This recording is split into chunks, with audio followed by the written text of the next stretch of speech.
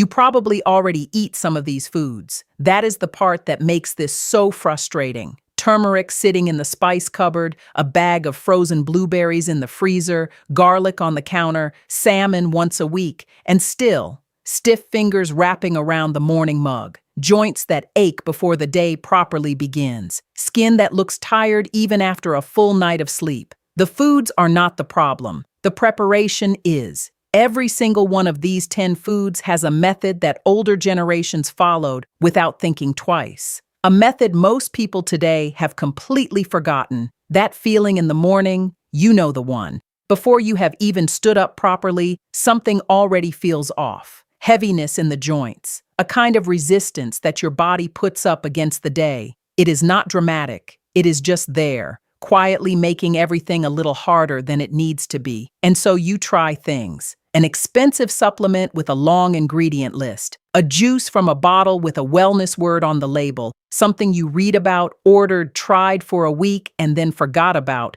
because you could not feel the difference. What if the difference was never in the ingredient itself? What if it was always in the preparation, the small specific steps that older kitchens kept, that modern convenience quietly dropped? Let me walk you through 10 foods. You almost certainly have at least 3 of them already. But I would bet good money that at least one of them you are using completely wrong. Let's start with the one that almost everyone gets wrong immediately. Turmeric. That bright orange-yellow color. The way it stains everything it touches. Cutting boards, fingertips, the cloth you reach for without thinking.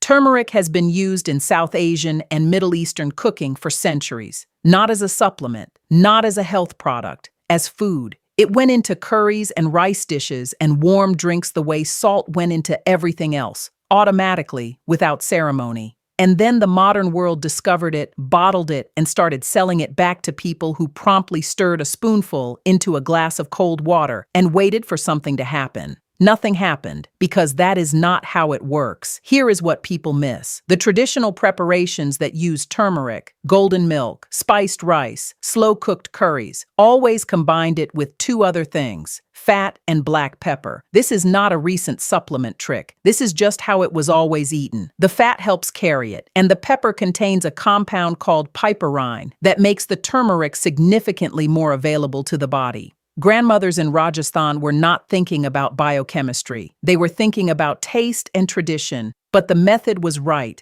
Warm a little oil, coconut oil or ghee both work beautifully, and add your turmeric. Enough heat to let the spice bloom, a generous pinch of black pepper. Then add warm milk if you are making the drink, or fold it into whatever you are cooking. The smell that comes off it when it first hits the warm oil is rich and slightly earthy. The color turns even deeper. That is the preparation step most people skip. And turmeric has had its companion in kitchens for just as long. Ginger, that rough, knobby root that feels almost prehistoric in your hand. When you slice through it, the smell hits immediately. Sharp, clean, warm, all at once. Not sweet. Something more alive than sweet. Ginger appears in the traditional medicine traditions of almost every region that could grow it. Across Asia, the Middle East, medieval European herbal knowledge, West African folk traditions, digestive discomfort, cold season warmth, joint stiffness, nausea. Ginger was the thing people reached for. Not because someone told them to, but because it worked consistently enough to stay in the kitchen. The mistake most people make with ginger is using the dried powder when the recipe wants the fresh root. They are not the same thing. Dried ginger is more concentrated and gives a different quality, useful in baking and spice blends. But for teas, for warm drinks, for anything you are steeping, you want the fresh root, sliced or grated into water that is warm but not violently boiling. The best ginger tea you will ever make uses water that has come off the boil and rested for a minute. The aggressive heat destroys some of what makes it worth drinking. I keep a piece of fresh root in the freezer now. It grates straight from frozen, finer than you can manage at room temperature. And I did not know this for years. It keeps for months that way. Grate directly into hot water, let it steep for 5 minutes, and what you get is sharp and warm at the back of the throat. The kind of warmth that seems to move through you slowly. Combined with turmeric and a strip of lemon peel, this is the tea that traditional households would have recognized immediately. Save this video. The preparation notes get more specific from here, and you will want to come back to them. Now, fatty fish. This is where people think the answer is simple and then quietly get it wrong anyway. Salmon, mackerel, sardines, herring. These oily fish have been central to the diets of coastal communities across the world, not because anyone declared them a superfood, but because they were plentiful, sustaining, and cheap. My grandmother would have found it baffling that we now take omega-3 in a capsule when sardines on bread still exist. The problem is not that people have stopped eating fish, it is how they eat it when they do. Fried in poor-quality vegetable oil, occasional rather than consistent, and often choosing a farmed version without knowing that farmed and wild fish can differ significantly in their fatty acid content depending on what the fish were fed. You can be eating salmon every week and still choosing the version that offers the least of what you came for. Simply prepared is better. Grilled, baked, poached in a little olive oil and herbs.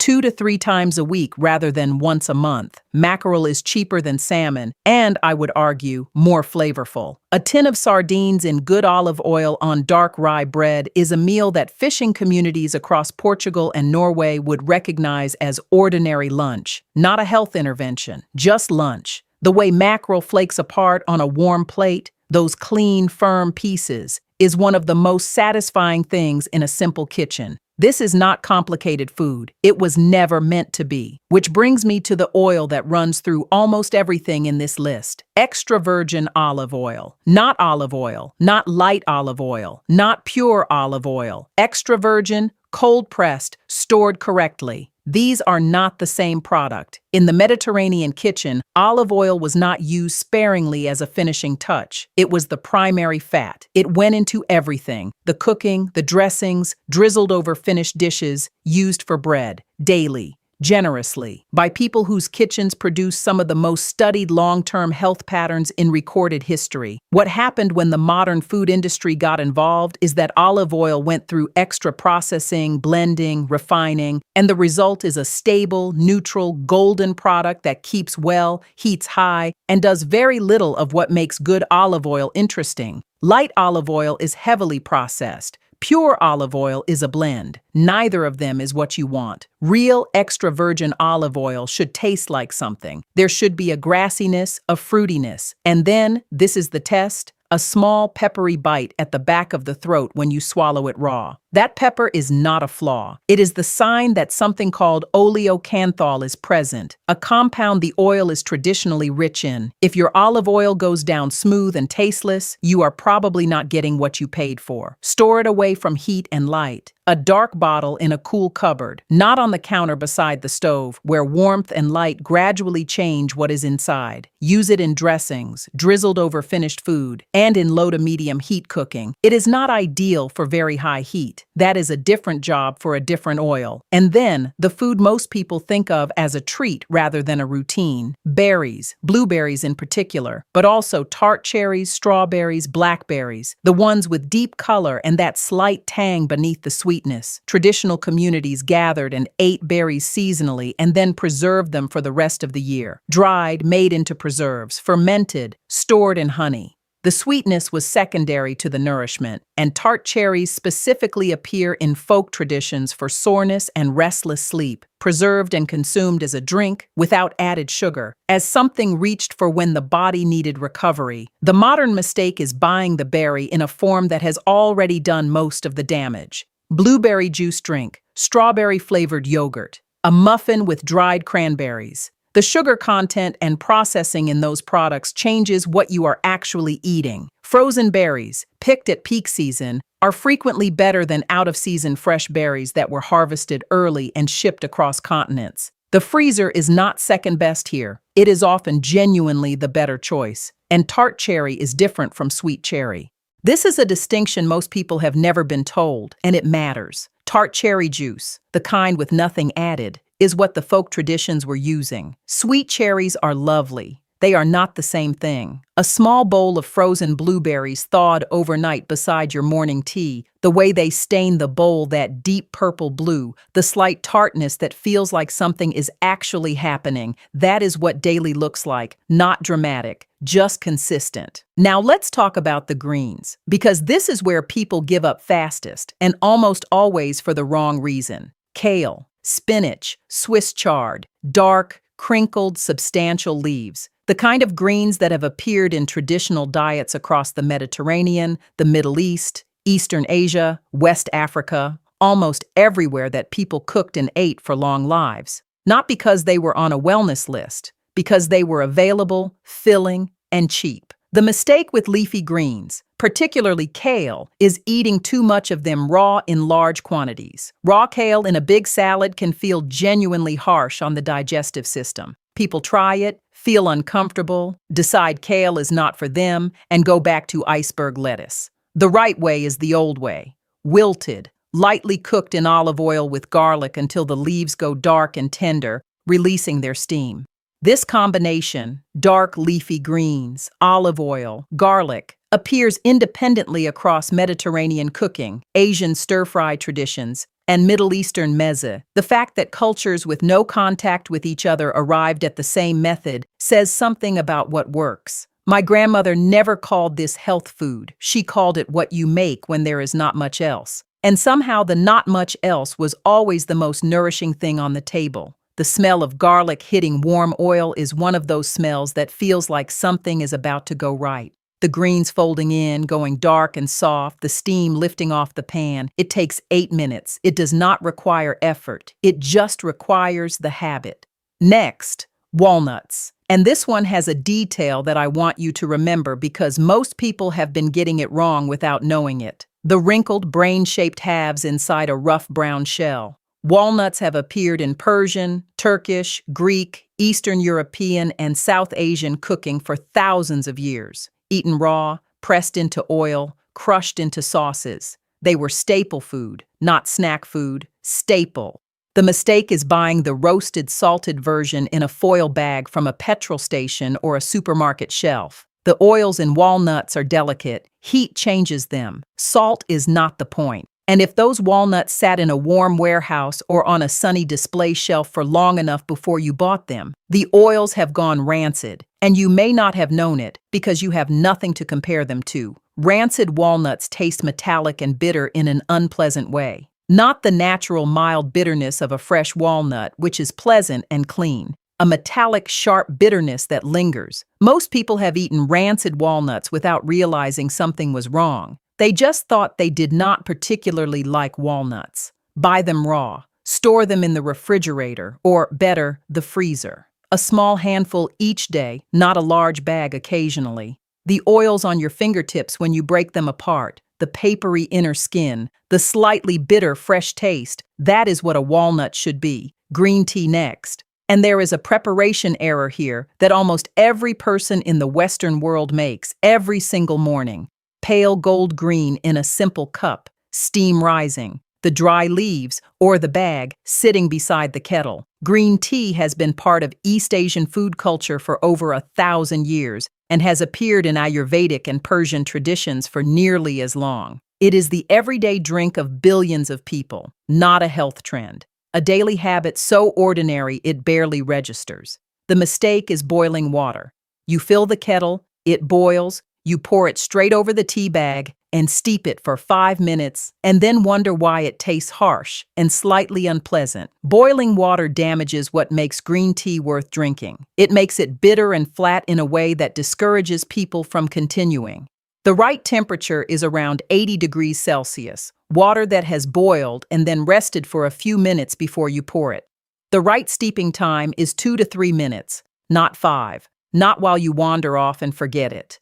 2 to 3 minutes, and then the bag comes out. Traditional Japanese tea preparation, whether for matcha or gyokuro or sencha, was precise about temperature and timing not for ceremony alone, but because the people doing it had learned through centuries of practice what happened when you got it wrong.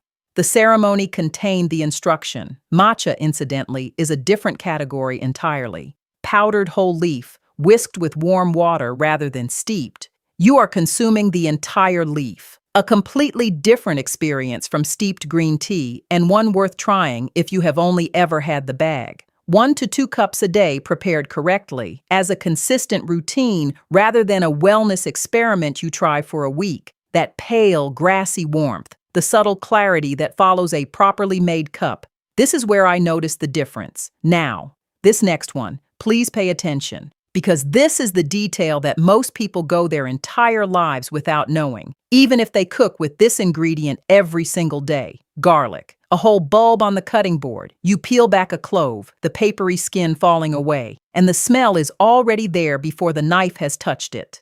That sharp, alive smell that fills a kitchen and gets into the curtains and follows you out of the room. Garlic is used in more food traditions than almost any other ingredient on earth. Mediterranean, Asian, Middle Eastern, Eastern European, Latin American, West African. Every culture that could grow it did and found uses for it in both cooking and household wellness, going back further than anyone has properly recorded. The mistake people make is going straight from the knife to the pan. You mince the garlic and you cook it immediately. Most people do this. I did this for years. Here is what the old method knew that the modern kitchen forgot. Crush or mince the garlic and then leave it. 10 minutes. Just let it sit there on the cutting board before it goes anywhere near heat. That resting time allows a reaction between two compounds in the garlic. One is released when the cell walls are broken, and the other is always present, and together they create something that heat alone cannot produce once the garlic is cooked without this step.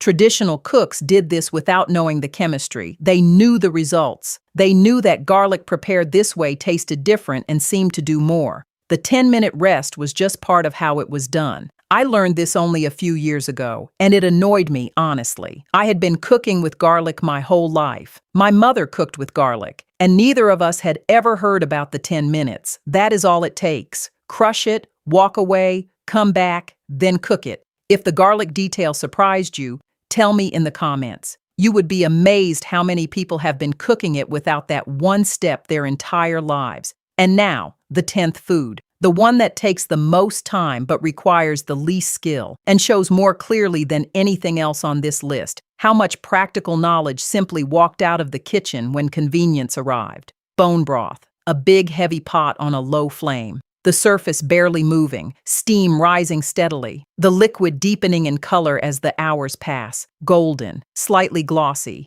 the smell of something slow and real coming from the stove. In every traditional food culture that ate meat, nothing was wasted. The bones, the feet, the knuckles, the connective tissue, they went into water with a little vinegar and a few vegetables and sat over low heat for hours. This was not a health ritual. It was practical economy. You used what you had. The pot was often on the back of the stove all day while life happened around it. And what you ended up with was something the whole family ate from, in soups and stews and simple broths. Through the cold months, what you get from a carton of commercial stock is flavored water. I do not mean that unkindly. It is just what it is: salt, yeast extract, and enough flavor to make things taste like something. It does not set in the refrigerator. It does not wobble when you tilt the jar, because nothing in it creates gelatin. Real bone broth, made from actual bones, simmered long enough, goes into the refrigerator as liquid and comes out the next morning as a soft jelly. That wobble is the test. That jelly is the gelatin from the collagen in the connective tissue and cartilage, drawn out over hours of slow heat.